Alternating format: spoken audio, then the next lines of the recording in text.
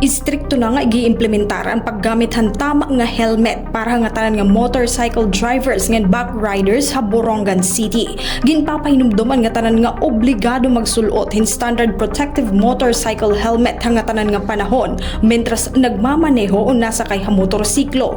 Iniin ha ilaruman Republic Act 10054 o ang Motorcycle Helmet Act of 2009 sugid man ha na-eksister nga City Ordinance number 256 series of 2023. Ha ilarom hini nga ordinansa, ang driver kaupod na ang back rider o sabak hini in magbabayad hin penalidad ngan pira ka oras nga community service kung magtalapas sa mandato.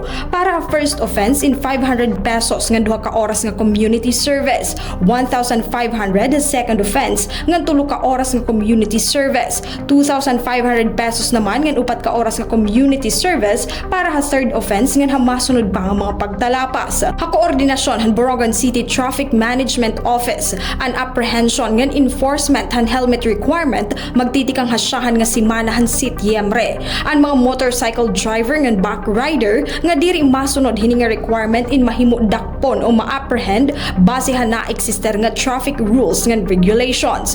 Gintagan hindoon han Borongan City Traffic Management Office nga ang paggamit hin standard protective helmet in importante para mapanalipdan ang kinabuhi ngan seguridad han mga nagmamaneho ngan mga pasahero han motorsiklo labi na ha panahon hin aksidente ha kakalsadahan. Ginahangyoan nga tanan nga magsulot han tama nga helmet, magsunod ha mga balaod trapiko ngan magmaniho hin responsable. Tikang Nasyonal Borongan, Heidi Upada, Eastern Samar News Service.